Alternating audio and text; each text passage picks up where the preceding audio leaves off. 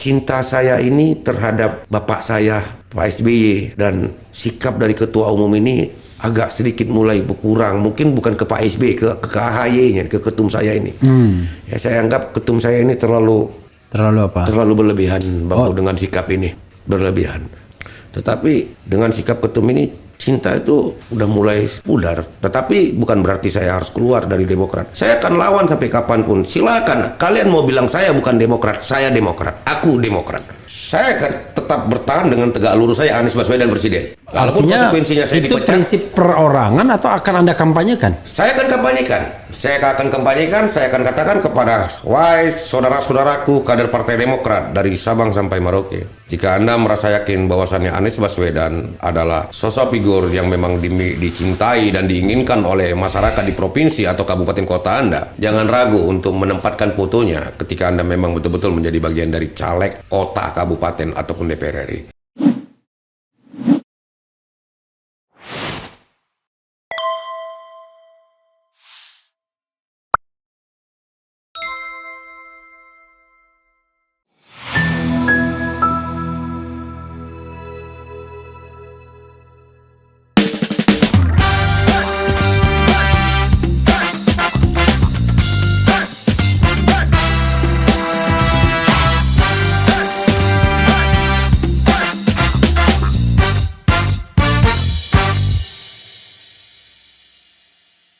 Assalamualaikum warahmatullahi wabarakatuh. Sobat RH sekalian, jumpa lagi kita di channel yang keren ini. Keren jadas. Saya nggak berani mukul tangan saya karena jari manis saya sakit ya. Jadi sobat RH sekalian, ini apa ya? Saya mendapatkan tamu ya yang maksa-maksa saya pokoknya dia pengen mengungkapkan sesuatu gara-gara salah juga Refli Harun channel memuat video dia. Nah, dia ingin klarifikasi, entah klarifikasi atau klarifikaso kita tidak tahu ya. Karena dia bilang oposisiso ya. Oposisi itu apa sisanya ya kan? Cuman dapat sisanya. Jadi kalau di sini AHA ya, bukan AHY itu AHA. AHA itu Aksahalatu. Yes. Keturunan Minang dan Maluku. Double M ya, Minang Maluku, dan tidak tahu kenapa kemudian dia membuat pernyataan seperti yang baru saja kita dengar di video. Silakan Bung Aksahalatu, sampaikan pertanggungjawaban Anda. Protes ke RH Channel juga boleh. Alhamdulillah. Ya. Bismillahirrahmanirrahim. Ya, satu kebanggaan bagi saya ya bisa bertemu dengan tokoh nasional ya yang hilir mudik di media elektronik, di TV, dan malam ini saya berada di depannya. Ini mungkin bagi saya adalah suatu kesempatan yang sangat mungkin berkah bagi saya. Dan tentunya hadir saya ini seperti kata Bang Refli, klarifikasi atau klarifikasi. Soalnya gara-gara tadi oposisi gitu. Jadi sebenarnya abangku, saya itu awalnya ketika Partai Demokrat mengundurkan diri ya, meninggalkan koalisi perubahan, saya sementara memang waktu itu calling down. Saya ingin melihat apa langkah yang akan dilakukan oleh ketua umum saya. Tetapi pada hakikatnya saya kecewa karena 2 tahun sebelum Partai Nasdem khususnya menggelorakan akan merangkul atau mengajukan Pak Anies Baswedan itu menjadi presiden, kami Partai Demokrat sudah mewacanakan itu, mau itu dari lapisan DPP, dari level DPP ataupun di grassroots ya. Karena apa? Karena kami pikir sebagai oposisi tentunya kami berharap, Partai Demokrat berharap orang yang akan kita dukung itu di luar dari kekuasaan dari Ya, rezim di luar istana lah di luar pokoknya. istana lah, ataupun memang orang istana yang telah terdiskriminasi. Ya. Jadi Orang poinnya istana yang sudah ditendang. ditendang. Nah, tetapi kita artikan bahwasannya orang yang ditendang itu mungkin jalurnya bersih, jadi Ya. Ditendang karena benar. dibenarkan. Mungkin begitulah Iya. cara pandang kami kan itu. Jadi ketika terjadi, boleh saya cerita nih Bang ya? Boleh, silakan ketika silakan. terjadi Cerita kongres- sepanjang-panjangnya. Kongres Lup di Sibolangit itu ada satu tekanan yang saya rasakan, kok begini Sorry, kawan-kawan. Kongres Sibolangit itu waktu Muldoko ya? Waktu Muldoko itu Ya. kok begini kawan-kawan senior, bukan senior lah ya, orang-orang tua sepuh ini dengan membawa orang lain ingin dijadikan ketua umum. Saya pikir waktu itu Muldoko bukan mau merampas Demokrat, tetapi merampas jabatan ketua umum saya, AHY. Akhirnya setelah selesai kongres itu, dalam beberapa bulan saya membawa seluruh tim yang saya libatkan, yang saya bentuk sendiri, ya, untuk ikut menemani saya menjalankan perjalanan itu dengan tema mengatakan kepada Indonesia, ya, kepada rakyat khususnya, tidak ada dualisme. Partai Demokrat tidak ada dualisme. Kongres Lup itu tidak mewakili pemilik suara DPD, DPC kabupaten kota. Hanya beberapa orang, bukan dibilang berapa orang, hanya segelintir, hanya 1-2 orang. Jadi kedua, meminta doa kepada Bapak SBY agar beliau sehat selalu, dengan harapan saya agar Pak SBY bisa menyaksikan Ananda ketua umum kami bisa menjadi seorang pemimpin negara, mau itu wakil presiden ataupun menteri, begitu. Yang ketiga, menyampaikan program-program Partai Demokrat dan juga mengenalkan wacana kami bahwasannya Bapak Anies Baswedan insya Allah akan kami usung menjadi presiden ataupun wakil presiden ketika memang Partai Demokrat mendapatkan teman koalisi yang memang betul-betul satu pemikiran. Memang ketika itu saya lah khususnya, saya tidak bisa bilang kami, nanti komplain pula mereka gitu. Iya. Nah, saya berpikir waktu itu PKS lah yang memang menjadi soulmate, yang betul-betul menempatkan sebagai oposisi. Akhirnya kita jalan Bang dari Bali. Itu sejak kapan itu jalan? 2021 Bang. 2021 bulan 10. 2021 bulan 10, antara bulan 10 bulan 9, dari Bali sampai dari Bali keliling Jawa sampailah kita di Jakarta itu antara 90 sampai 100 hari Bang. Dari Bali sampai Jakarta itu antara 100 sampai 90 hari, berarti 3 bulan lebih ya. Ya. Nah, setelah dari situ kita dilepaskan oleh ketum, oleh Mas AHY, kita lanjutkanlah perjalanan itu dari Jakarta ke Banten. Dari Jakarta ke Banten, ke Lampung, dan akhirnya sampai ke Aceh. Tetap temanya sama, saya pikir saya mengatakan kepada masyarakat dimanapun kami berada, tidak lepas bahwasannya saya mengiklankan partai saya karena mobil kita branding dan hari-hari kita menggunakan baju Partai Demokrat. Saya tidak kenal lelah, saya tinggalkan keluarga, saya tinggalkan pekerjaan, walaupun pekerjaan saya mungkin kuli lah katakan seperti itu. Saya tinggalkan pekerjaan, saya tinggalkan keluarga, saya menghadapi segala macam bentuk konsekuensi, mungkin bisa jadi kecelakaan, diserang orang tidak dikenal, ya, mengorbankan materi tak seberapa, karena memang tidak ada atensi atau subsidi apapun dari partai ketika itu. Dan semua itu saya lakukan karena cinta. Nah, jadi dengan keputusan ketum ini, ya selalu saya potong nih dengan singkat, dengan keputusan ketum ini yang menganggap bahwasannya ada satu sikap ataupun tindakan yang tidak beradab, katakan seperti itu. Ya, mungkin versi kami Demokrat mengatakan itu, versi mereka lah para elit yang tidak beradab. Saya masih mendengar juga bahwasannya ini bukan ke Pak Aniesnya, mungkin ke partai koalisi ya. Tetapi yang saya sayangkan waktu itu saya pikir begini, ya sudah kalau memang para elit berpikir bahwasannya ini adalah sebuah sikap yang tidak bisa ditoleran, tidak bisa dikasih, tidak bisa dimengerti, biarlah mereka ke sana dan saya tidak akan melakukan sebuah sikap atau sesuatu yang menonjol. Saya pikir biarlah saya akan tetap ke Anies, tetapi saya akan berperilaku secara silent, bertindak secara silent, saya pikir. Tetapi setelah saya melihat lebih jauh, ya, dan akhirnya Bapak Prabowo Subianto itu menggandeng adik Gibran. Oke. Saya tidak bisa bilang dia bapak karena secara usia tuan saya ya.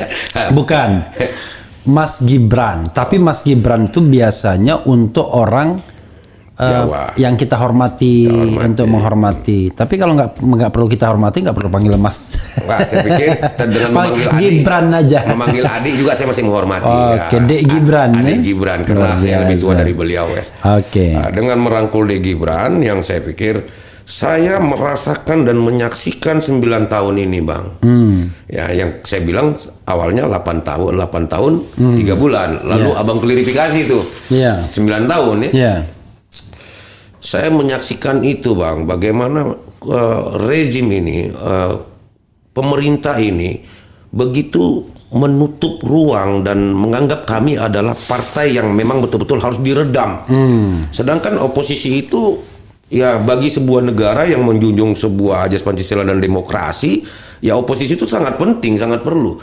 Dan PKS juga berada dalam wilayah yang sama, saya pikir. Tetapi kenapa hanya kami Partai Demokrat yang begitu dibatasi? Sedikit saja kami berteriak, kami dibilang seperti singa kelaparan yang lagi mencari daging, ya kan begitu. Itu tidak akan bisa saya lupakan, Bang.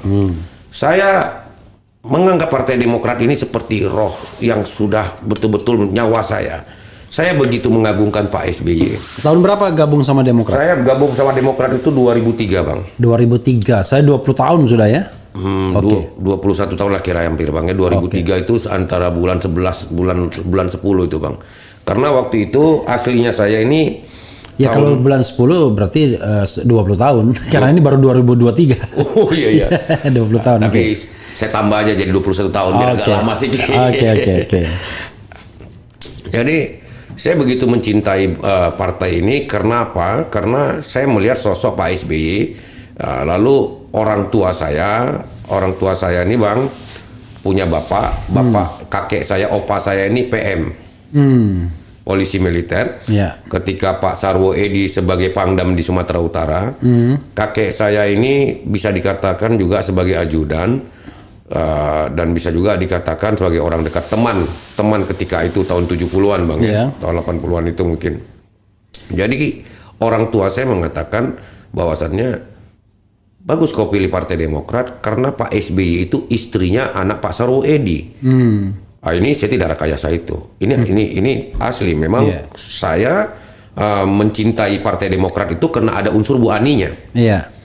Karena ada kaitan antara kakek saya almarhum Binyamin Peter Halatu dengan Pak Sarwo Edi. Ya. Jadi setelah saya menyaksikan 9 tahun itu, Bang, akhirnya dengan adanya Dik Gibran sebagai calon presidennya Pak Prabowo, saya semakin ngenas dan ungkapan hati saya tidak bisa saya tutupin. Kenapa ya? Kok 9 tahun yang saya ungkapkan 8 tahun sekian itu yang begitu sangat terbuka, yang sangat sukar dilupakan sampai seluruh kader di Indonesia ketika itu atas keinginan ketum dan keinginan semuanya elit untuk menyatakan kita adalah perlawanan untuk pemerintah, untuk kekuasaan, dengan catatan kita adalah partai yang betul-betul berdiri di atas kepentingan rakyat, kita berkoalisi dengan rakyat, apapun kebijakan pemerintah yang kita anggap tidak perlu rakyat kita lawan. Ya.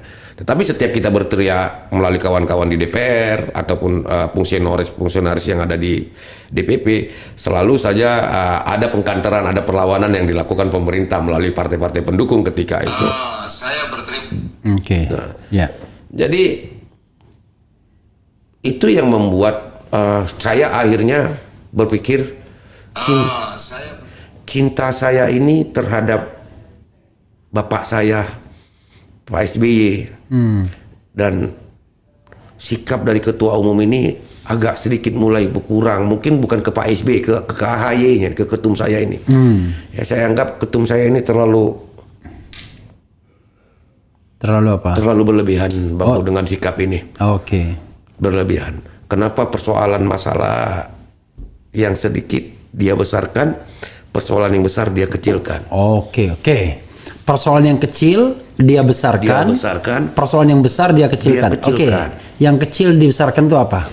Ya, kalau misalnya dibilang bahwasannya ada kekecewaan dengan sikap Mas Anies tanpa konfirmasi, tanpa memberikan sebuah pesan bahwasannya Mas Anies ingin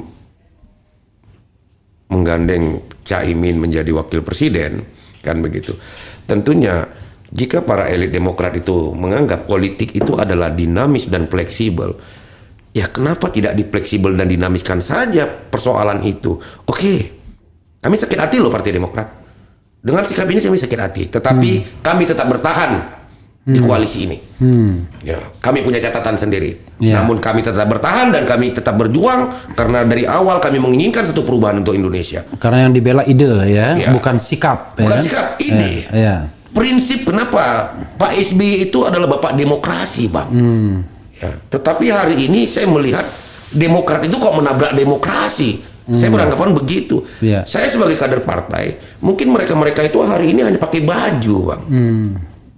Ya, di dalam sebuah momen seremonial, di acara-acara, ya, cipika-cepiki, ya, hore, Demokrat jaya. Ya, tetapi ketika mereka berada di wilayah tertentu di dalam rumah, mungkin mereka tidak bisa menggaungkan atau membesarkan itu. Tetapi saya mempunyai tanggung jawab yang besar. Sampai suatu hari saya memang betul-betul akan terpanggil untuk menghadap Tuhan saya.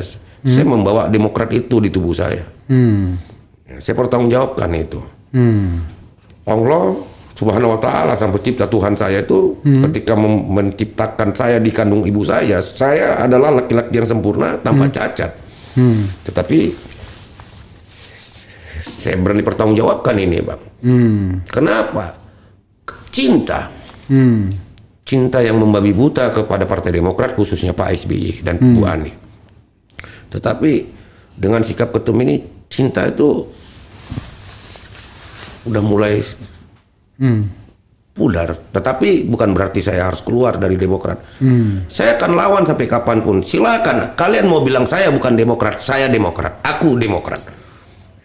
Karena mestinya sikap Demokrat ya begini nih. Ya, memang harus seperti ini.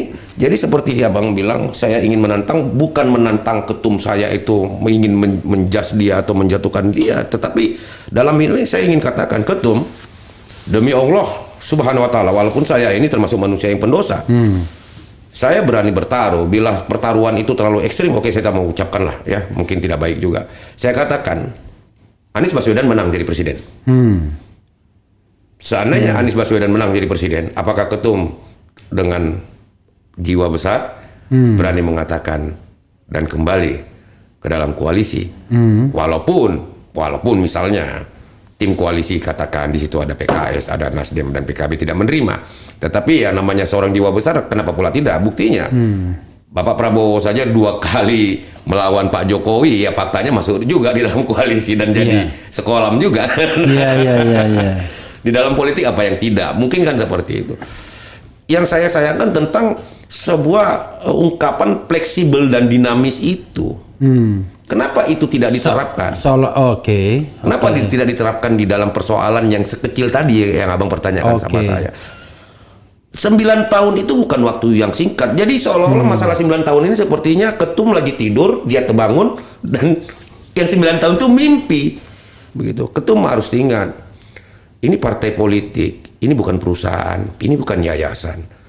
Kita berkumpul di sini dari latar belakang yang berbeda, dari agama yang berbeda, suku yang berbeda, dengan satu harapan dan tujuan. Oke, hari ini kita patuh, kita hormat, kita linear, kata tegak lurus. Tapi dengan satu keyakinan dan harapan, ketum kita tuh memiliki satu sikap yang betul-betul kita anggap pantas dan watak untuk kita jadikan sebagai contoh dan panutan. Tetapi jika memang ini kita anggap tidak pantas, why not untuk tidak melawan? Saya pikir saya melawan bukan kurang ajar. Saya ingin mengatakan saya membutuhkan rakyat. Partai ini membutuhkan rakyat, bukan membutuhkan kepuasan segelintir elit yang ada di dalam itu. Elit itu tidak bisa membesarkan partai ini, rakyatnya yang bisa memenangkan partai. Pertanyaannya adalah tadi yang kecil dibesarkan, ya? Ya, yang besar dikecilkan. Nah, yang besar dikecilkan itu apa? Yang besar dikecilkan tentang 9 tahun menjadi oposisi dan merasakan bagaimana diskriminasi yang telah dirasakan. Ketika masalah Omnibus Law kita berteriak, ya, kita di belakang buruh dan ingin supaya Omnibus Law itu dibatalkan, lalu kita dianggap ingin cari panggung, ingin jadi pahlawan kesiangan. Saya pikir itu masih bagian hal yang terkecil. Ya tentunya yang paling menyakitkan bagi kami adalah ketika Bapak Muldoko ingin merampas jabatan ketua umum kami. Itu yang sangat saya sakitkan. Saya meninggalkan anak saya yang masih kecil hanya untuk mengatakan kepada Indonesia, tidak ada dualisme itu dan tidak ada Muldoko. Yang ada hanya AHY. Kami tegak lurus bersama AHY. Itu yang saya pertahankan, itu yang saya sesalkan, Bang. Jadi dengan Abang mengutip video saya itu, dan akhirnya ya jujur saya mendapatkan, ya saya pikir saya nggak perlu harus takut, bukan tekanan yang sangat membabi buta ya. Ya tetapi saya pikir aku mengatakan tentang kebenaran. Bapak SBY mengajarkan kita santun, Bapak SBY mengajar kita tentang prinsip. Saya santun dan punya prinsip. Santunnya di mana? Santunnya saya pikir ketika Bapak Anies Baswedan dianggap katakanlah pengkhianat, kita tetap santun. Saya khususnya Demokrat. Saya pikir saya yang Demokrat asli, Bang. Dengan adanya ini saya Demokrat asli. Saya tetap santun. Saya anggap apa yang dilakukan Mas Anies ini adalah sebuah gejala politik saja, dan saya harus santun dan menyikapi. Ya ketika memang ada sakit hati, cukup saya yang tahu sakit hati di mana. Yang penting saya tetap mendukung beliau. Begitu. Prinsip. Dan itu kan gejala yang bukan bertahun-tahun, cuman sekedar dinamika yang terjadi saat itu saja. Sebentar kan? saja. Iya. Hitungannya sebentar saja. Makanya tadi saya bilang yang 9 tahun itu kan bukan sebentar. Itu karena kalau hitungannya sama aja. Kalau misalnya hitungannya Wapres di sana juga dilepeh kan? Nah, itu. Di sana dipertimbangkan juga kecuali enggak? Di sana Wapres, mungkin saya tidak akan bersikap, mungkin saya akan diam dan saya akan mendukung Anies Baswedan. Saya tidak akan pernah lari dari satu pikiran saya untuk memilih calon presiden lainnya. Ya. Jadi apalagi beliau mendukung, menggandeng seorang anak presiden. Saya tidak katakan, ya jujur Bang ya, apakah ini salah ataukah ini memang akan menjadi masalah buat saya. Tapi jujur, dari semenjak Bapak Jokowi menjadi presiden, sebagai seorang, saya pernah menjadi fungsionaris Partai Demokrat, ya sebagai seorang kader, ya sebagai seorang simpatisan. Saya tidak pernah menganggap bahwasannya beliau adalah bagian dari yang pernah saya dukung begitu. Saya tetap berada sebagai kader Partai Demokrat yang tidak pernah akan mau berada di wilayah itulah gitu. Jadi dengan adanya ini, Masya Allah, saya nggak tahu ya. Yang jelasnya saya bukan benci, tetapi saya memang tidak bisa harus menerima Pak Jokowi itu begitu sebagai kader Partai Demokrat. Gitu. Kalau ditanya tentang bicara kemampuan, keberhasilan, saya pikir ya sah-sah aja, punya keberhasilan juga, tetapi tetap ada juga kekurangannya. Banyak kekurangannya. Ya ada. Saya pikir kalau banyak itu saya bilang banyak, tapi ada. Saya bilang ada. Makanya dengan saya yakin dan saya yakin-yakinnya mengatakan perubahan itu karena kekurangan yang banyak itu, saya berharap ada perubahan, dan perubahan itu hanya bisa dibawa oleh Anies Baswedan. Kalau saya sih demokrasi yang makin regresif kan. Sekarang kita ngomong salah sedikit dilaporkan orang menyebarkan berita bohong kan. Ya, itu salah ngomong bisa kena tuntutan, bukan salah ngomong, menyampaikan hasil riset dituntut 4 tahun penjara. Apa-apaan zaman sekarang kayak seperti zaman Orde Baru lagi kan. Oke. Itu ya saya bisa merasakan ya, intinya adalah seperti peribahasa ya, panas setahun dihapus hujan sehari ya. Oposisi 9 tahun tiba-tiba berubah berbelok arah hanya karena dianggap dihianati soal penentuan Wapres. Penentuan Wapres loh. Dihianati oleh penentuan Wapres, seolah-olah masalah itu masalah yang begitu besarnya. Kecuali kalau memang menjadi Wapres itu satu-satunya jalan. Ternyata di koalisi yang baru enggak juga. Dipertimbangkan aja enggak. Ya, itu yang membuat saya semakin sedih, Pak. Itu membuat karena kan yang mengurus SKCK itu kan Yusril Iza Mahendra, Erick Thohir, dan Gibran Rakabuming kan. nggak ada AHY disuruh mengurus SKCK kan ibaratnya. Jadi memang dari awal tidak dipertimbangkan sebagai calon wakil presiden. Oke, sekarang itu kekecewaan yang saya bisa pahami ya, dan juga barangkali kader Demokrat yang lain juga banyak pada bingung. Saya pastikan iya, saya pastikan ya bang. Saya tahu isi rumah saya lah bang. Saya pikir saya bukan beranalisa, saya bukan berasumsi. Mata dan telinga saya melihat langsung ketika saya menjalani 1 tahun 3 bulan dari Bali ke Aceh. Ketika saya singgah dari Bali ke Aceh, untuk mensosialisasikan, mengiklankan, mengenalkan ketum saya yang kelak bakal menjadi pejabat negara, insya Allah menjadi presiden atau wakil presiden ya paling rendah ya menteri. Ya kan gitu. Dan juga ya mengatakan tidak ada dualisme, tidak ada di situ. Oke, waktu Muldoko itu ya. Iya gitu. Jalan itu. Itu bukan perbuatan yang sederhana loh bang. Wah, kalau misalnya hari ini saya dibilang memangnya hebat apa sih perjalananmu itu? Waduh, saya bilang kalau saya suruh Anda yang jalan mungkin Anda ada megap mungkin. Ya. Saya bilang sama kawan-kawan Demokrat itu ya, jangan terlalu menyederhanakan perjalanan saya itu. Prajurit Demokrat Nusantara ini saya yang lahirkan. Ya, saya membawa orang-orang saya ya, dengan mereka itu berani meninggalkan keluarganya, pekerjaannya, hanya ingin memuaskan perasaan saya ya, demi besarnya partai yang saya singgahi, dan mereka siap menjadi kader Partai Demokrat. Itu pun juga tidak mendapatkan apresiasi. Dulu pun ketika pilkada DKI bang kok, saya dari Batam juga berangkat kemari. 3 bulan saya dari rumah ke rumah, termasuk adik ini juga ikut waktu itu.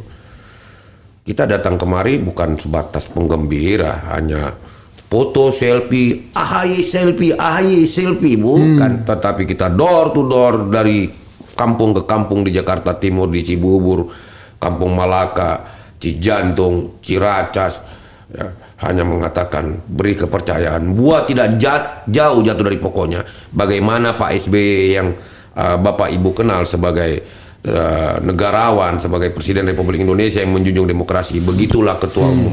Buat itu belum ketua umum, begitulah pangeran kami, Agus Harimurti Yudhoyono. Tolong beri kepercayaan kami untuk beliau menjadi gubernur DKI ketika itu. Sampai kaki saya patah, tidak ada satu perhatian khusus juga. Tidak ada logistik, tidak ada subsidi. Tetapi saya lakukan itu demi cinta. Patah waktu kapan? Waktu pilkada DKI bang. Oh, pilkada DKI kesini juga? Iya, 3 bulan saya di jalanan tidur bang, dari rumah ke rumah ya. Cinta sekali dengan partai. Oh, bukan cinta lagi. Padahal bang, Anda sendiri nggak ikut jadi caleg. Oh, saya tidak pernah bermimpi mau jadi caleg. Iya. Walaupun caleg DPRD. Tidak. Lalu apa yang dicari di partai? Saya cari di partai ini. Saya ini aslinya anak jalanan bang. Oke. Umur 14 tahun saya sudah merantau ke Batam. Dari Sumatera Utara. Dari Pangkalan Susu ya. Oke. Jadi almarhum papa itu Pertamina ya, dan nggak tahu saya kok tiba-tiba usia 13 tahun kok bisa mengerti apa itu arti freedom, kebebasan. Saya tidak suka ada pengekangan di dalam rumah. Saya ingin melihat dunia luar. Akhirnya saya keluar. Hanya dibekali oleh sebuah keberanian, tidak dibekali pendidikan dan mungkin uang sagu ya dari rumah. Ya, saya bekerja sebagai biro jasa, sebagai calo di pelabuhan. Ya. Dari situ saya selalu saja bertemu dengan orang-orang yang mengalami apa itu yang namanya kelaparan. Apalagi waktu itu tahun 90 atau 89 ya bang. Istilah kita waktu itu tahun 90 itu adalah zaman kuda makan besi, manusia yang ekstrim, dunia rimba dan belantara. Manusia yang tidak punya berkemanusiaan, katakan di jalanan ya. Itu saya hadapi. Jadi setiap saya ketemu orang, saya selalu punya uang, saya kasih untuk beliau makan. Saya nggak peduli apa agamamu, apa sukumu, tetapi saya tidak mau melihat kau lapar. Karena saya pernah merasakan itu ketika di Pekanbaru tahun 89 bang, tahun 89 awal. Saya merasakan ketika saya lapar, saya tidur di pos kamling di bom baru namanya ketika itu. Tidak ada satu penduduk pun yang datang melihat saya sebagai anak kecil untuk memberikan nasi. Di mana? Di Pekanbaru. Pekanbaru, oke. Di bawah jembatan Leton. Oke. Ya. Ketika itu hujan, Tidak ada satu penduduk yang keluar dari rumah untuk menghampirin saya mengantarkan nasi. Padahal mereka tahu ada anak kecil yang tinggal di pos kamling itu, yaitu saya. Saya betul-betul merasakan kedinginan kelaparan sampai saya ingat rumah saya, ingat kedua orang tua saya, dan saya ingin pulang. Tetapi saya bilang, oh inilah yang dibilang orang tua saya itu hutan rimba. Tapi ini masih kecil, akan saya hadapi. 14 tahun waktu itu, 13? 13 tahun tuh bang. Ya. Ini masih kecil, akan saya hadapi kekejaman dunia ini. Jadi ketika saya ke Batam tahun 89 itu juga, ya, dan akhirnya saya ketemu sama imigrasi, akhirnya menjadi orang tua angkat saya, namanya Pak Johannes, sudah almarhum. Ya. Beliau tempatkan saya di pelabuhan internasional. Saya akhirnya jadi calo, ya alhamdulillah saya dapat rezeki. Ya, saya bisa punya uang 50.000, 100.000 satu hari zaman itu bang. Wah itu luar biasa sekali. Kadang aja kerjanya satu bulan ada yang gaji cuma 20.000 ketika itu kan. Saya dapat itu. Jadi setiap ada orang yang datang saya lihat kelaparan, saya kasih makan. Ini awal mulanya saya berpolitik bang. Tetapi ketika semakin banyak tuntutan mereka seperti, Aksa, anakku mau sekolah. Wah, saya mana punya uang besar untuk menyekolahkan anak abang. Aksa, istriku sakit mau berobat. Saya nggak punya uang sebesar itu bang. Tetapi hanya ngasih abang 20.000, 10.000. Saya pikir itu uang yang sudah sangat besar. Tapi sampai berapa lama kan begitu. Akhirnya saya coba ingin terus belajar cara apa supaya saya bisa membantu orang lebih luas selain hanya mengasih makan. Akhirnya saya ikut organisasi-organisasi, organisasi lokal khususnya di Batam ketika itu, namanya anak tempatan, anak pelabuhan gitu. Kita punya iuran apa dan segala macam. Sampai suatu hari tahun 97 saya ikut partai PDI Perjuangan. Oke. Ya. 97 ya? Ya, 97 ikut PDI Perjuangan, kalau nggak salah itu pemilu, dan akhirnya pemilu itu diulang tahun 2000 ya Bang ya? Setelah reformasi 99. ya. 99 ya? Iya. Karena 98 reformasi ya? Iya. 97 saya juga menjadi salah satu orang yang mendapatkan diskriminasi waktu itu karena masih terbatas PDI ya. Iya. Waktu itu sama kalau zaman Orde Baru ikut PDI keren itu. Saya udah ikut itu Bang. Saya merasakan dilarang, dibatasi ketika itu. Sampai tahun 2000 saya ikut PDI Perjuangan, sudah punya kekuatan yang sangat luar biasa. Tetapi saya belum tahu apa tujuan saya. Saya tidak mengerti politik itu apa. Tetapi yang saya tahu, yang saya pahami, ada kepuasan saya melalui politik itu saya bisa menolong orang lebih luas Bang. Oke. Gitu. Akhirnya karena saya yakin saya tidak akan punya panggung yang luas di situ, karena ya sangat kita tahu sama-sama di PD itu betul-betul harus memiliki keberanian yang luar biasa, ekstrim kan. Main gesek sana gesek sini. Saya merasa masih anak muda, anak remaja, wah ini bukan tempat saya. Akhirnya tahun 2000 saya keluar, 2001 saya ikut di Partai Kalah Perang Indonesia Pak. Oke, PKP. PKPI ya? PKPI Pak. Waktu itu pimpinan? Pak Edi Sudrajat. Oh, masih Edi Sudrajat karena baru ya? 2001 Pak. Iya, baru pecah itu ya dengan Golkar ya? Dengan Golkar. Iya. Datanglah beliau dengan Pak Trisno, ya kan? Ketemu sama saya dapat kesempatan berfoto, ya kan? Akhirnya saya bikin kalender gitu. Setelah 2002 saya tidak melihat ada kepuasan di partai itu. 2002 itu saya ikut PBI, Bang Nurdin Purnomo, Partai Bhinneka Indonesia. Waduh, Nurdin Purnomo, hampir lupa saya namanya. Ya, oke. Iya. Oke. Kenapa saya pilih Partai Bhinneka itu? Karena dari Bhinneka itu saya melihat ada sesuatu ikatan perasaan tentang rasa yang dikatakan etnis. Ya. Memang kalau kita bicara tentang Tionghoa, ya di tahun 90-an, 80-an, ini kan satu komunitas yang kita katakan di pinggir lah gitu. Tetapi saya melihat ada Tionghoa ini yang saya banggakan, kebersamaan dan ketekunan dia mencari rezeki itu gitu. Itu yang membuat saya tertarik untuk masuk ke partai PBI itu karena didominasi oleh mereka orang Tionghoa. Rupanya 2003 itu tidak lolos verifikasi. Akhirnya saya pindah ke Demokrat. Tapi tujuan saya ke partai politik itu seperti pertanyaan Bang Rapli hanya satu.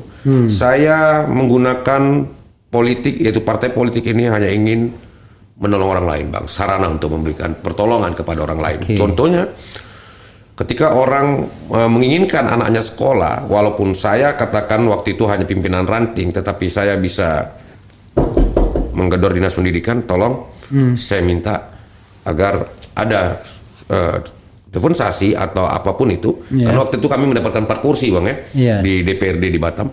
Saya dari Partai Demokrat, saya pengusaha dari Partai Demokrat, tolong kota yang mungkin diberikan kepada pejabat-pejabat itu saya minta supaya anak ini bisa sekolah. Begitu juga ketika ada orang yang sakit, saya akan menggunakan jalur itu untuk meminta melalui satu komunikasi yang baik ataupun keras kepada dinas kesehatan agar ada prioritas untuk orang tersebut. Jadi politik saya pikir untuk saya bisa memberikan pertolongan kepada orang lain walaupun saya bukan menjadi seorang legislatif ataupun eksekutif. Jadi itulah sampai hari ini saya bertahan, dan yang paling penting harus semua orang tahu, saya pikir saya kalau suatu hari akan menjadi anggota DPR RI ya, insya Allah. Amin, amin, amin. Ketika saya betul-betul sudah tidak punya perilaku yang menyimpang lagi, saya menilai bahwasannya dewan itu saya nggak ketemu, Bang. Saya bukan orang yang pintar ya. Saya coba membaca kamus Indonesia itu. Dewan Perwakilan Rakyat itu saya nggak ketemu ada terhormatnya di sana. Gitu. Jadi saya menganggap Dewan Perwakilan Rakyat itu adalah babu rakyat. Oke. Saya harus betul-betul bisa masa rakyat bilang terhormat gitu ya? Masa rakyat bilang terhormat gitu. Karena namanya utusan adalah perwakilan, orang yang diutus. Seseorang yang yang minta kerja sebagai pekerja outsourcing selama 5 tahun.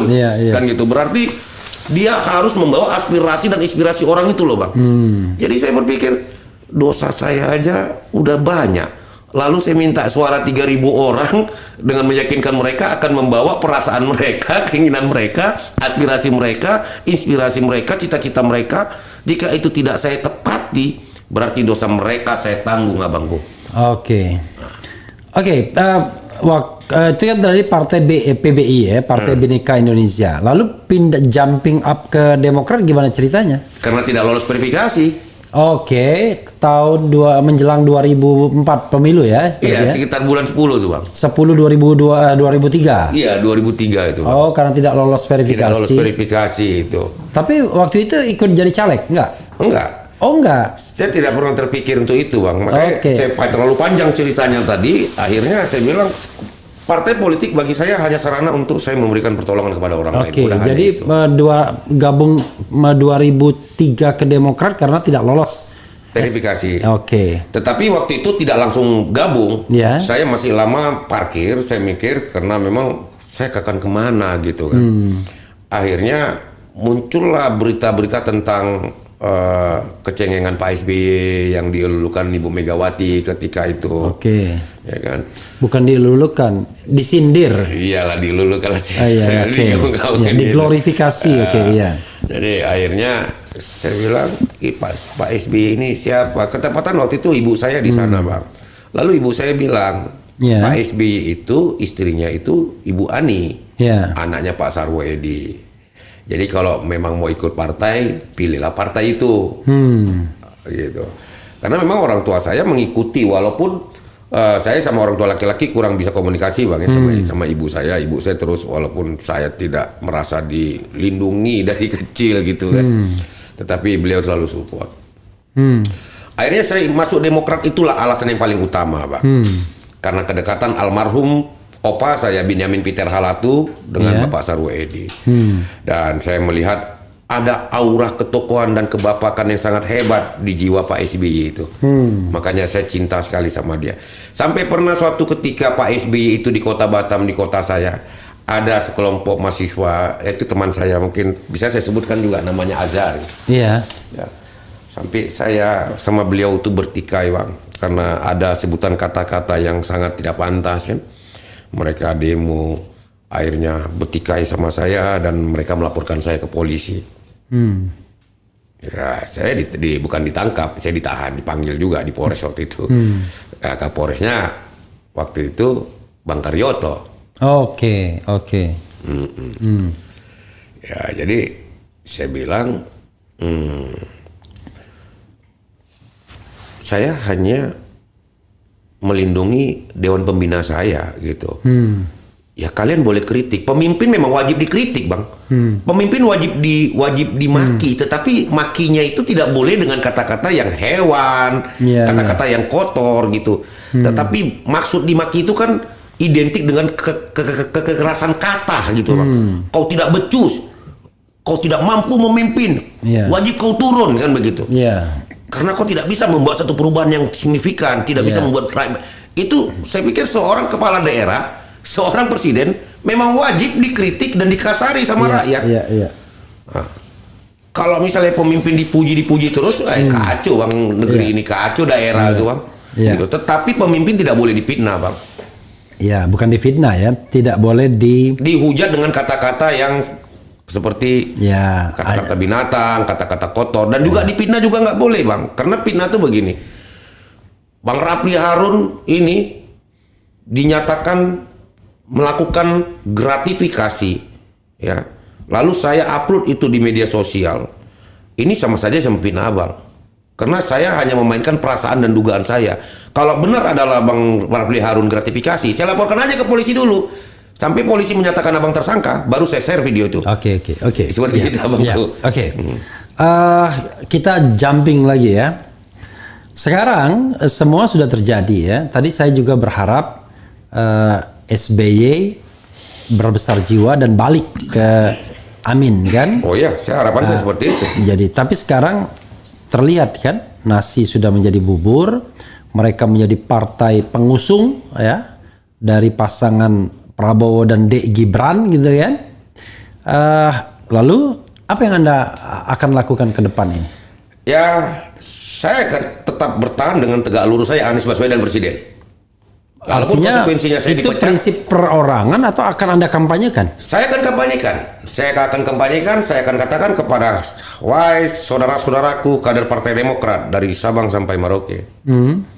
Jika Anda merasa yakin bahwasannya Anies Baswedan adalah sosok figur yang memang dicintai dan diinginkan oleh masyarakat di provinsi atau kabupaten kota Anda, jangan ragu untuk menempatkan fotonya ketika Anda memang betul-betul menjadi bagian dari caleg kota, kabupaten, ataupun DPR RI. Sudah Anda lakukan atau akan Anda lakukan ini? Ya mungkin ini sudah saya lakukan. Oh, sekarang ini ya, melalui video-video TikTok saya sudah juga lakukan itu, Abang. Oke. Ya, termasuk hari ini di tempat yang sangat terhormat ini, di ruangan Abang ini, saya lakukan juga kan.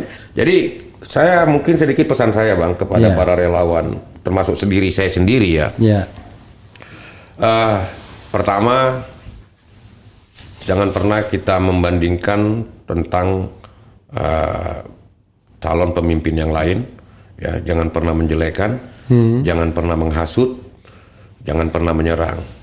Karena Indonesia membutuhkan pemimpin yang bersih, hasil dari sesuatu kebenaran tanpa kecurangan. Jadi saya harapkan kepada relawan yang memang betul-betul menginginkan satu perubahan untuk Indonesia, rayulah mereka yang berbeda dengan kita, walaupun harus menyembah, ya, rayulah dengan hati, jelaskan kepada beliau, kalau kita mampu menjelaskan siapa sebenarnya Anies Baswedan, agar kebencian yang mereka miliki itu bisa menjadi kecintaan, dan mereka beralih karena mereka yakin dengan apa yang kita sampaikan. Karena tugas sebagai relawan itu bukan hanya upload foto-foto mengatakan yes, aku Anies, aku bukan, tetapi ada beban yang besar, yang paling besar adalah bagaimana kita harus betul-betul bisa meluangkan waktu, ya. Ini kerja keras, Bang. Ini kerja keras, bukan main-main, ya. Nah, kerja keras yang paling utama adalah keluarga, lingkungan, teman, ataupun orang di luar sana. Walaupun kita harus dihujat, katakan kepada mereka, Indonesia butuh perubahan dan perbaikan. Bukan kita katakan Indonesia hari ini tidak baik, ya baik, tetapi memang dibutuhkan perubahan dan perbaikan itu. Oke. Gitu. Bro ya, coba kita bacakan sekali lagi, nama Anda agak susah bagi saya. Apa tadi? Aksa. Majidil Aqsa. Oke. Aksa Halatu. Yang ingatnya itu Erwin Aksa gitu ya. Aksa Mahmud ya. Oke. Aksa Halatu ya, Bro Aksa ya. Coba kita bacakan komentar sobat era sekalian. apa sih yang mereka tuliskan atau komentarkan terhadap Anda ya? Pasti banyak menghujat nih. Tidak juga. Kalau di RH Channel, kalau Anda mendukung Anies Baswedan, Anda lebih banyak biasanya lebih diapresiasi ya. Oke. Amin ya. Bima hadir untuk Anies. Mantap abang satu ini. Semoga Amin sukses. Cirebon hadir abang. Amin menang. Demokrat biar partai pada Kim namun pilihan ke Amin. Maksudnya enggak. Oh, Kim itu Koalisi Indonesia Maju ya. Koalisi Indonesia Maju. Ya, Demokrat biar partai pada Kim, Koalisi Indonesia Maju namun pilihan ke Amin. Demokrat dan P3 setengah dukung Amin. Insya Allah amin. Amin.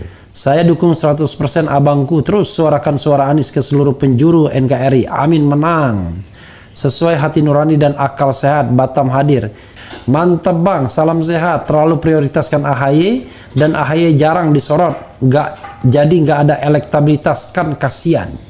Ya. Jadi menurut saya ini kehancuran bagi Demokrat betul sekarang justru dengan langkah ini.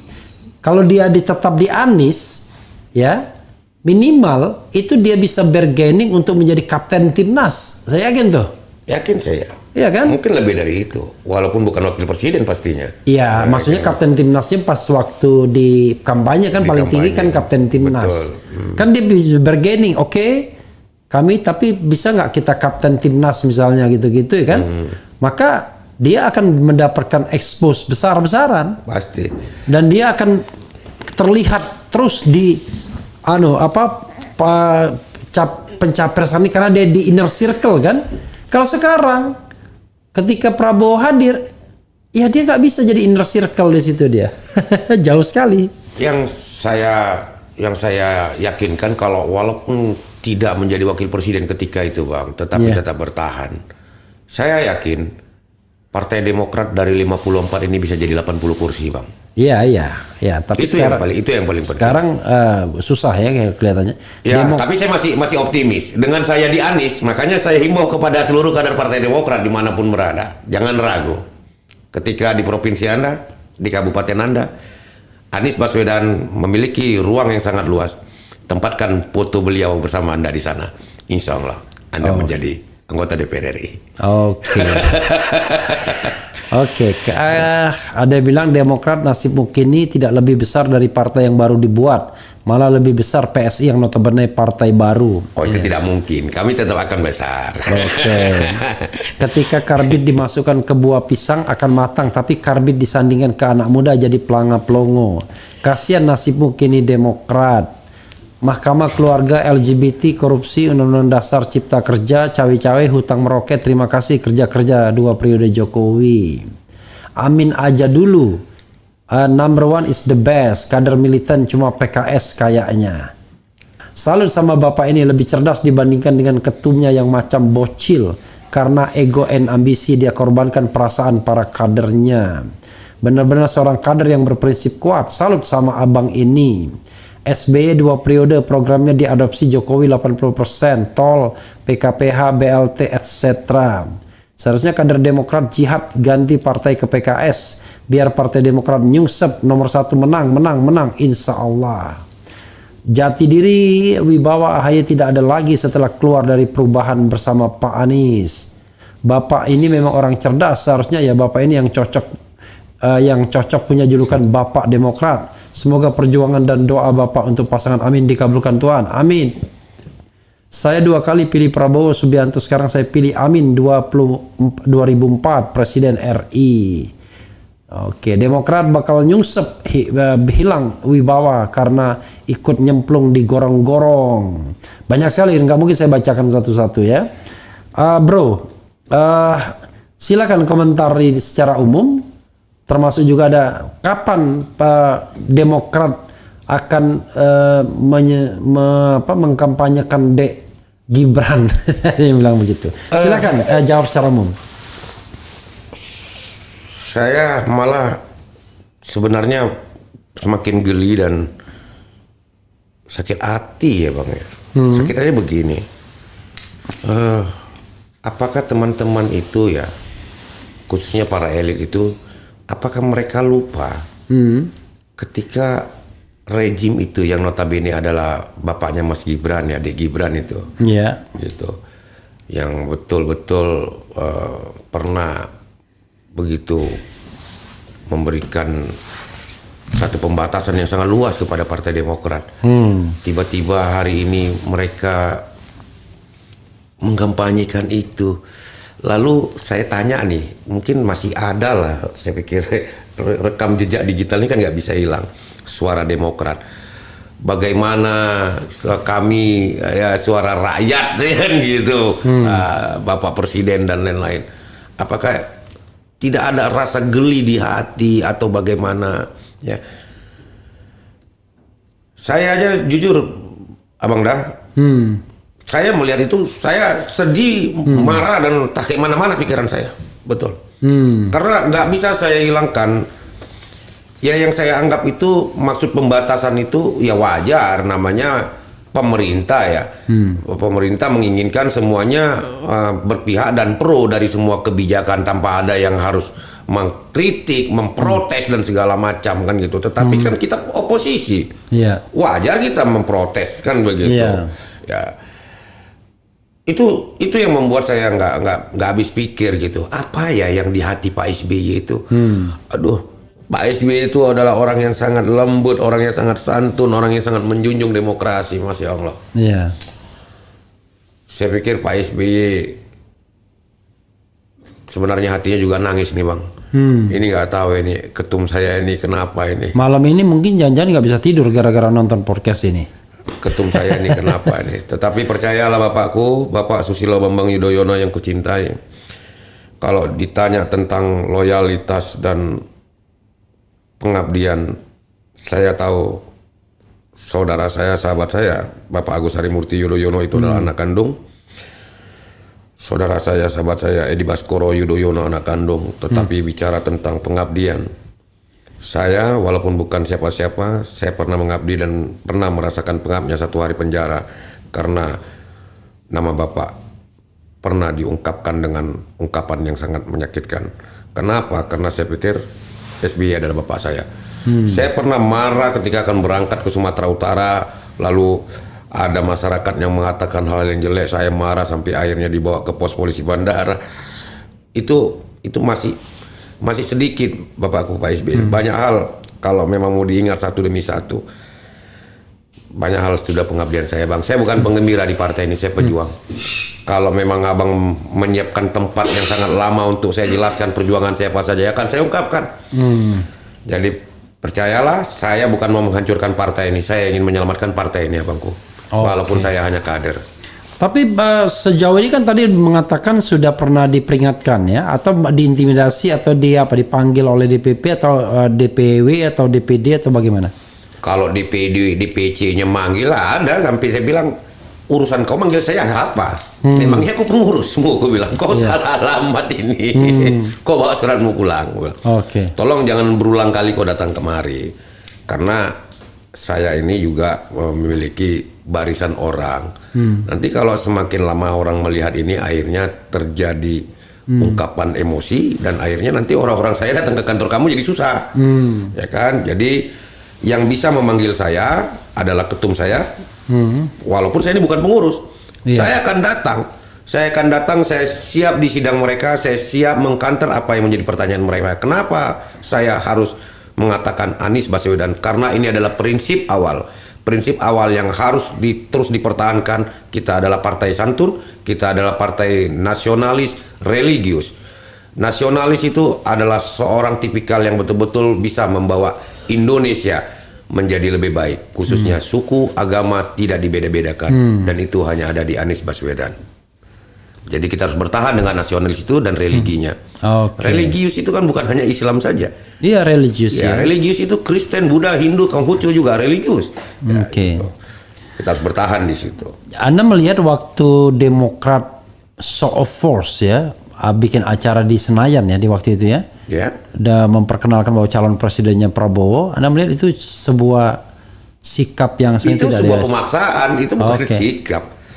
Ya, yang saya sangat sayangkan itu, wahai saudara-saudaraku yang menjadi pimpinan DPD dan DPC ataupun kawan-kawan yang menjadi anggota legislatif kabupaten, kota dan provinsi, Ya kalau memang Anda katakan bahwasannya ini nggak benar, katakan saja. Ini kita berada di partai politik, bukan di perusahaan. Kita bukan digaji di sini. Untuk apa kita harus takut? Ya, untuk apa kita harus ragu ketika hati kita mengatakan ini tidak benar, ya katakan saja tidak benar. Seperti ketika kita katakan bahwasannya Muldoko itu nggak benar, kita lawan walaupun beliau adalah kepala staf presiden, walaupun beliau adalah mantan Purnawirawan Jenderal Bintang 4, tetapi karena kita anggap beliau mencoba untuk merampas jabatan ketua umum kita lawan. Kita bikin serangan hashtag dan segala macam. Tidak ada Muldoko, yang ada hanya AHY. Lalu kenapa pula ketua umum kita sendiri yang mungkin kita anggap salah bersikap, kenapa tidak kita ingatkan? Walaupun cara mengingatkan yang harus keras, yang penting tujuannya ingin menyelamatkan partai. Partai ini harus diselamatkan. Gitu. Saya yakin sekali kemarin, Bang, 2024 ini Demokrat akan naik kelas, Bang. Tetapi setelah terjadinya ini saya jadi ragu sekali, Bang. Bila pun memang Anies kalah, ya saya tidak akan pernah takut dan malu gitu. Ya dalam kompetisi kalah dan menang biasa.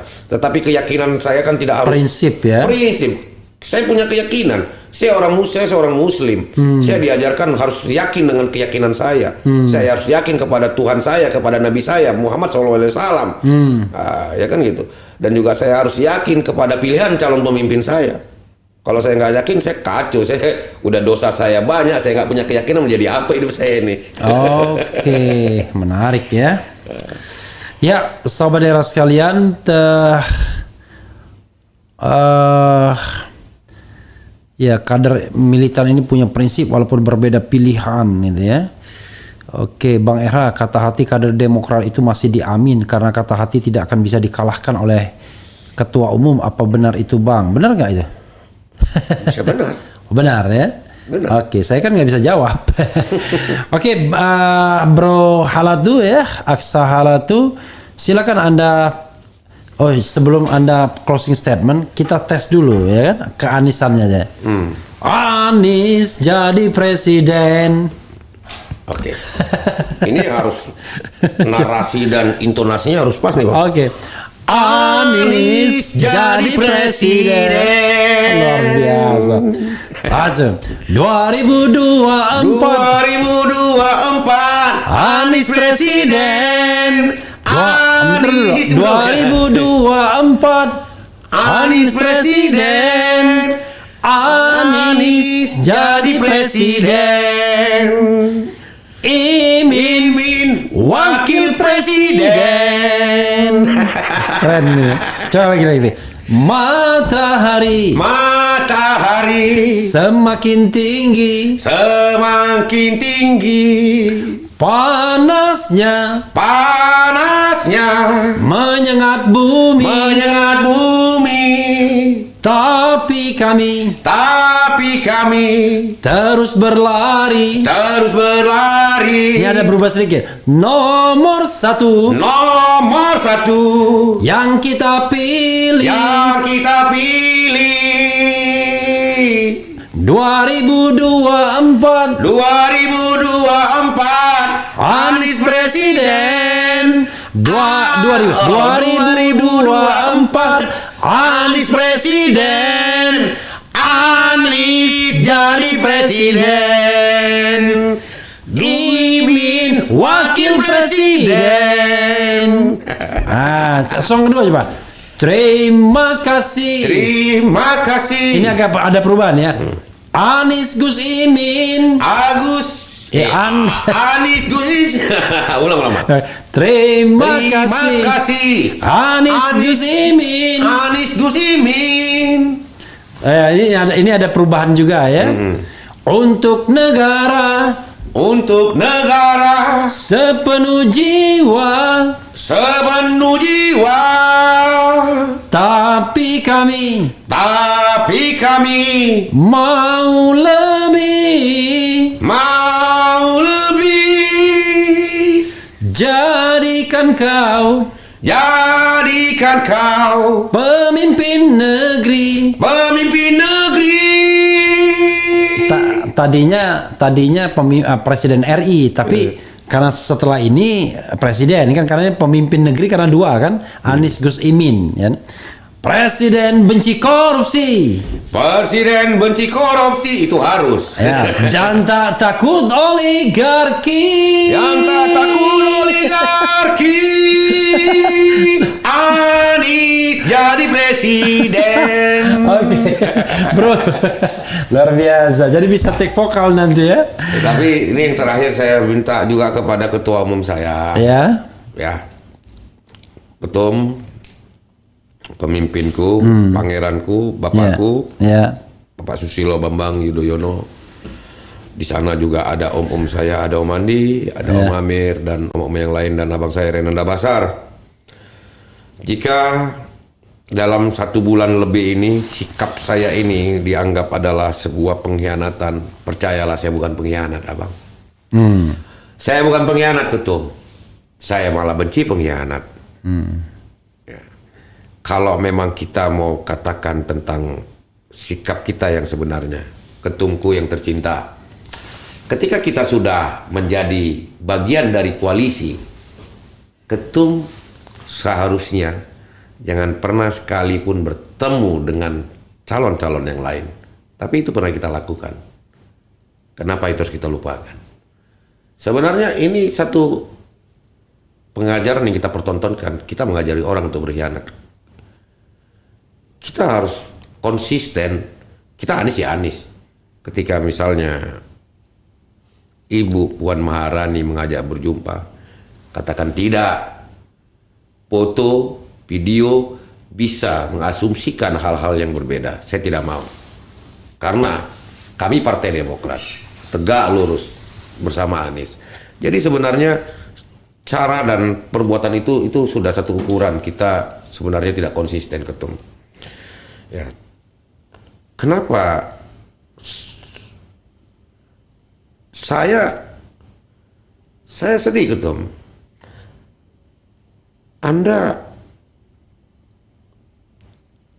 Saya tahu Anda pintar, Anda sangat pintar sekali, itu tidak bisa saya bantahkan. Tetapi Anda belum watak menjadi seorang pelaku politik. Saya pastikan itu. Ketum, saya sayang sama ketum, walaupun tidak pernah sebutir nasi saya makan dari ketum. Saya sayang sama Pak SBY, saya sayang sama Partai Demokrat ini.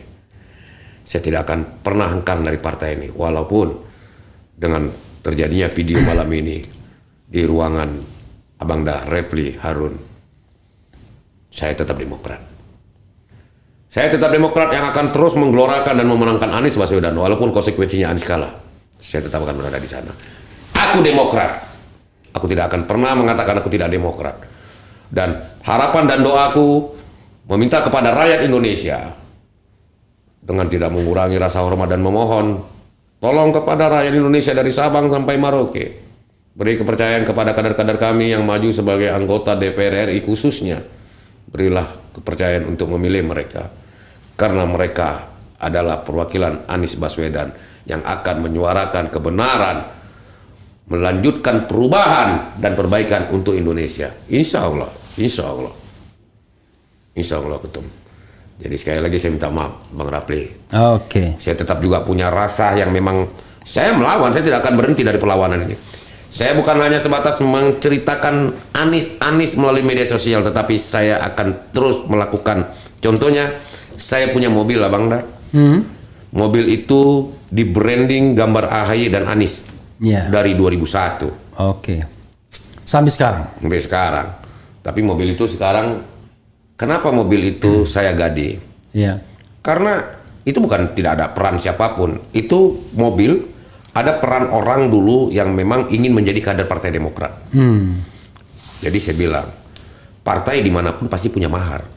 Ya, mahar itu bukan berarti uang sekian. Ya. Jadi begini saudaraku, saya mau melanjutkan, saya ingin melakukan perjalanan menggelorakan partai saya dan mengatakan kepada Indonesia tidak ada Maldoko, Anda mau tidak menjadi sponsor untuk menciptakan kendaraan saya. Lalu kita belilah mobil itu, ya, Peroza itu, dengan harapan orang tersebut akan jadi ketua Demokrat di Batam. Akhirnya jadi, orang itu jadi, ya, orang itu jadi. Jadi udahlah, saya tidak mau cerita tentang perjalanan itu, ya, udah, saya pikir saya bersyukur murid saya jadi ketua DPC, ya, dan saya lanjutkan perjalanan itu. Akhirnya tidak ada sumbang siapapun itu dari DPP itu, Bang. Sampai ada juga mobil satu kita beli. Dulu mobil itu Zebra. Iya. Mobil itu Zebra akhirnya jadi sedan. Rusak di mana? Enggak, mobil sedan. Mobil sedan rusaknya di Palembang. Palembang. Tulang bawang. Kayagung.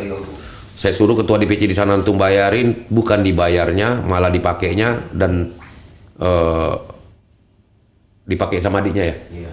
Dipakai sama adiknya dan gambar Anies dicopot semua. Saya marah. Makanya saya bilang kemarin saya telepon, saya akan laporkan Anda ke polisi. Itu bukan mobil inventaris partai, itu mobil saya.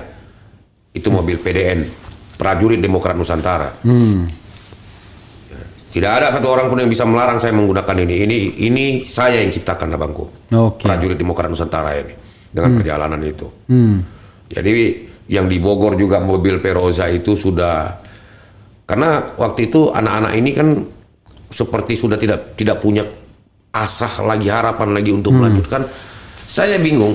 Makanya kalau misalnya akhirnya DPP semakin terus menyudutkan saya, walaupun dikatakan ini seperti membuka atau membuang ludah ke atas kena muka saya sendiri, saya akhirnya lama-lama saya ungkap juga.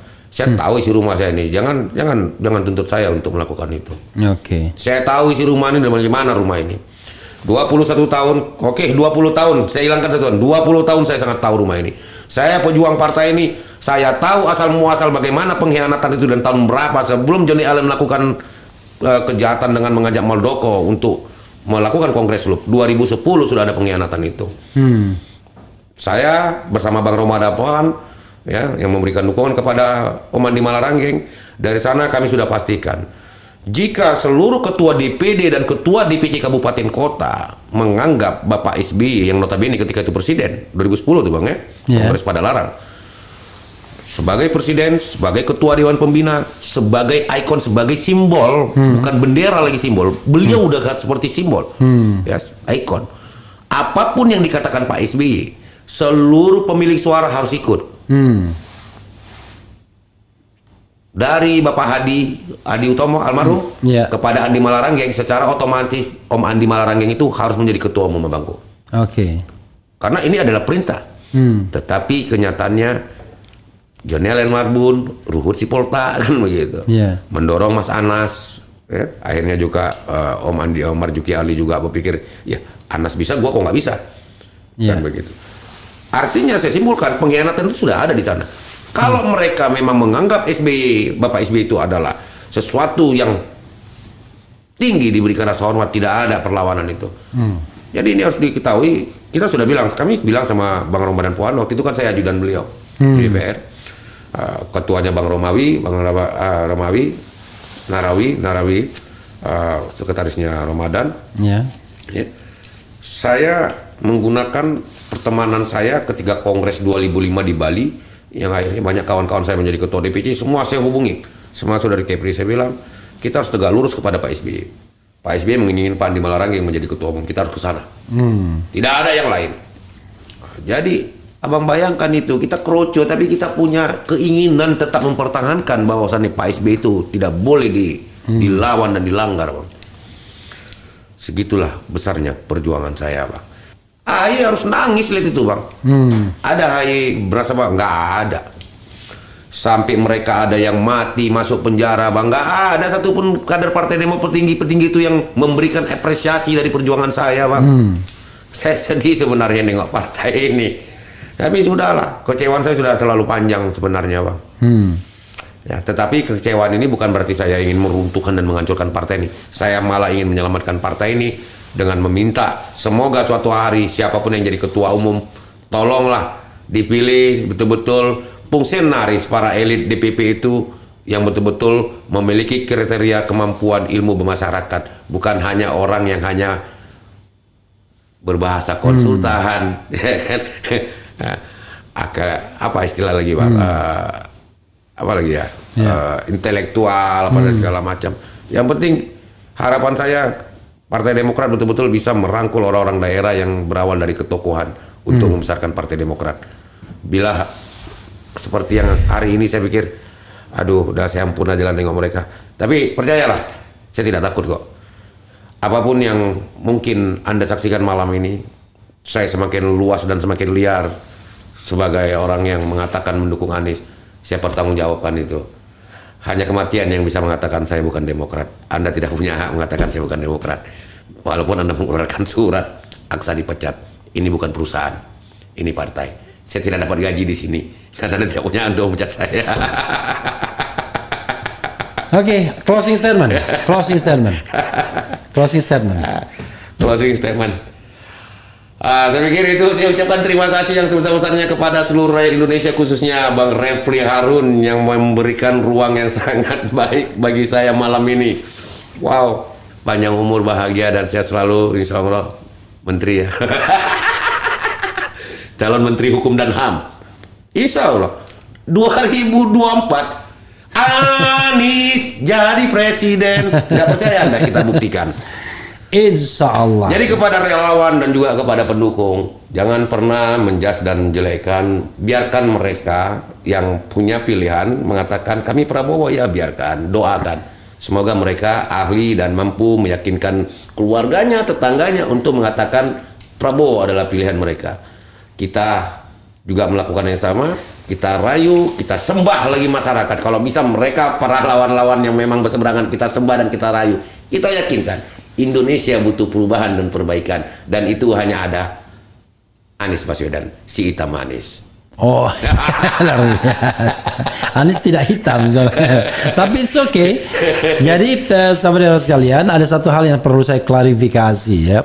Orang selalu mengaitkan dukungan itu dengan harapan untuk mendapatkan jabatan. Itu kan just kidding-nya, Pak. Bukan. Tapi ini pembelajaran ke publik, pembelajaran ke publik ya. Tidak boleh nanti seperti AHY jadi. Iya, itu tidak pernah boleh. Makanya saya selalu kalau misalnya saya memberikan materi ke para relawan, saya mengatakan begini. Kalau Anda memilih, maka Anda harus pertama adalah dimensi vertikalnya dulu. Kenapa Anda memilih Anies ya? Kalau saya misalnya sebagai seorang muslim, saya lebih percaya bahwa Anies saya bercanda bahwa tugas presiden Indonesia itu sebanyak mungkin memasukkan orang Indonesia ke surga. Walaupun saya bercanda, tapi itu serius. Karena itu kita harus memilih presiden yang tentu baik agamanya, tidak anti agama, ya, bisa mengembangkan kehidupan yang nasionalis religius. Kita punya 3 menu kan, kita bisa bandingkan. Ini ada Prabowo, ini Ganjar ya. Jadi itu satu. Dan kalau kita niatnya benar, maka kalau menang ataupun kalah, misalnya kalah, kita tetap dapat pahala, saya bilang. Kepuasan batin. Ya, pahala, tapi pahala dari insya Allah dari Allah. Kalau menang, kita dapat pahala dan dapat bonus. Bonusnya kemenangan. Kemudian kalau menang dan kemudian kita terangkut atau dipercaya dalam pemerintahan atau dalam jabatan apapun, kita dapat bonus 2 kali. Tapi itu bonus, bukan tujuan. Jadi tujuan kita adalah, kalau saya mengatakan, saya ingin sekali negara ini menjadi negara yang baldatun thayyibatun wa rabbun ghafur, negara yang adil dan makmur. Dan hal yang kecil yang saya harapkan adalah nge-YouTube seperti ini nggak diancam untuk dilaporkan ke polisi, karena kita betul-betul berdemokrasi secara sehat dan akal sehat. Nah itu ya, jadi kadang-kadang saya jengah juga, karena saya bilang jangankan kita kan gini, free will, kehendak bebas, ya kehendak bebas kita untuk memilih siapa, untuk stand siapa. Kemarin saya diundang oleh partai lain, saya bilang as long as you stand for democracy, ya, maka Anda, you are my friend. Tetapi kalau Anda tidak stand for democracy, maka Anda, maybe it could be you are my enemy. Jadi bagaimana mungkin kita kemudian melihat demokrasi itu timbul dari calon-calon lainnya kalau cara pemilihannya sangat feudalistik? You understand what I mean? Itu ya. Oke. Sahabat era sekalian, itu saja. Yang terakhir lagi boleh nih, Bang? Ini untuk adik-adik saya. Oke, silakan. Ya. Tadi lupa pula saya, Bang, karena saya harus menyebutkan adik-adikku yang pernah menemani saya ketika berjalan dari Bali sampai ke Aceh, ya. Ada ketua tim Saudara Mani, terima kasih, tetap satu barisan Demokrat Anies. Puput, Pi, Sahran, Jadi, Gendut, Rudi, Sarul, siapa yang perempuan namanya? Rini,